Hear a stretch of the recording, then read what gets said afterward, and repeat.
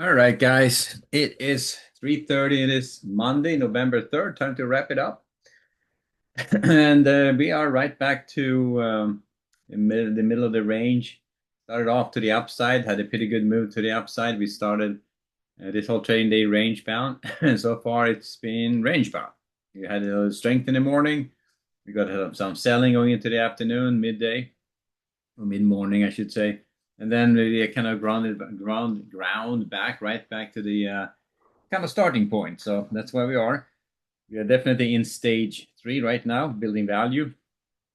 And I would just keep trading this as a range-bound market now until we see some kind of a directional move going on. So this is where we're at. We're right back to value. Not quite up to the 6,900, but close enough. So if I fold this together, you see the mode mean is pretty much around 68 and 90 right now. So starting off range bound, the fade edge is exactly the same thing as we did this morning. So at this edge here at the 68.90 is still good. This one here may be adjusted a bit, probably adjust this edge a little bit. It's going to be one here at the 69.10s, 69.20s, 30s for rotations down. And I look to buy weakness. It's going to adjust this edge here down here to the 68.70. It'll be one edge right there, and one edge at the 68.50 and 68.40s. Rotations back up. So we'll see how they find it at close, but chances are we're going to just be twisting in the wind right here going into the overnight. Now they're looking at the we got the PMI manufacturing number. It's for that 52.5, a little bit better than expected. We did get the ISM manufacturing index at 48.7, consensus 49.5, so a little bit weaker than expected.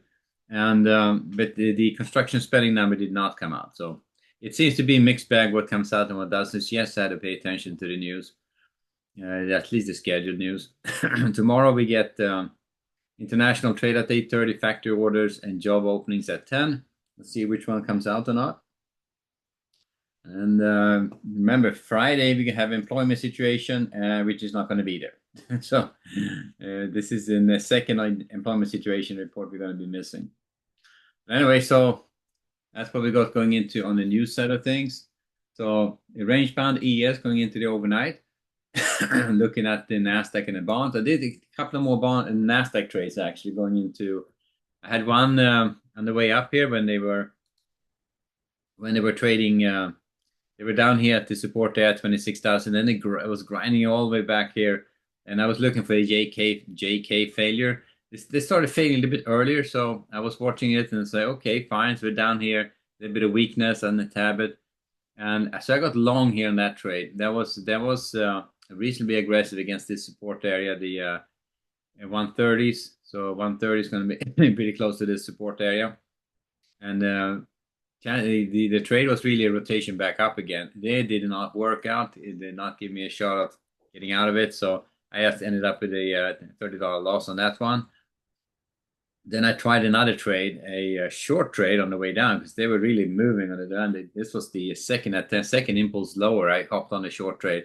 It looks like I sold a low. I kind of did, but it was not just the low. They had it traded back up here for a bit, and they were heading down with a pretty good clip when I got short. Of course, it went just a little bit further than they stalled, and I thought they were actually getting through this area of resistance, but they were not quite through it. So right back up here, I repaired it once, and then I got out of it when I got a little bit back on it. So I'm up $22 on 5 trades on the Nasdaq. It's actually 4 trades, but I wasn't too long. So that's kind of where I'm at on the Nasdaq. So now, since then I kind of stopped. I figured like, yeah, it's not going the way I thought. So they were drifting lower, and I could probably try to stick in that trade a little bit longer, but the rotations are pretty wild though. So I just did not opt to do anything. So 4 trades, 5 contracts. That's about it for the Nasdaq, up $22. So not a great showing on that. On the bond side of things, pretty much range bound.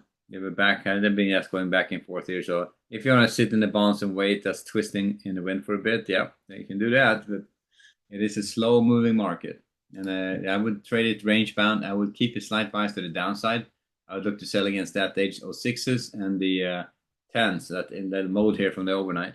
Those 2 levels. Above that one, I will take off the short bias. So range bound bonds, range bound bonds with slight bias to the downside, range bound Nasdaq, And Nasdaq, yes, it's on a level wise, but I didn't say, I forgot to say that. And the Nasdaq, yes, it's going to be one edge down here. These edges in the middle is going to go away. It's going to be one edge up here at the 160s. It's going to be one up here at the 200s, and one up here at the 260s. And then on the bottom, on the way down, it's going to be one edge here at the 3540s. Maybe one second one at 2600, 26,000, and then the same levels we have below here that they're still holding. So that's what we got. And then finally, oil and gold. I did not trade those today at all. And gold just not going anywhere. You can see how sloppy that is. Range bound, not going anywhere. So I would just start trading as, keep trading as range bound and see if we're going to get some kind of activity out of it. And oil is pretty much the same, range bound, not going anywhere either. So both of them are just kind of twisting in the wind. So I haven't done anything on these two at all. But I would just start off range bound, same levels as this morning.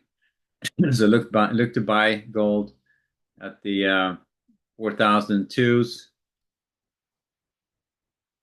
39.87s, 39.70s.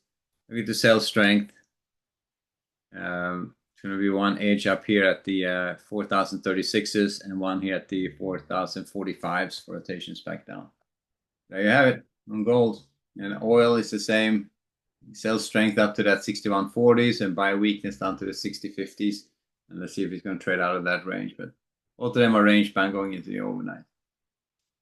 So back to the ES, and all right, a bit of a pop to the downside here, but we'll see where they end up. You know, right now we are flat at range bound, and I'm gonna probably leave it like that. So, alrighty, guys, we'll wrap it there for now, and then we'll see you guys back in the morning so you can go at it again. And so a couple of trades on the ES 750, a few trades on the Nasdaq 2250. So overall, a shitty showing for all the trades, but you know that's how it goes sometimes. All right, guys, we leave it there. See you back in the morning. Later.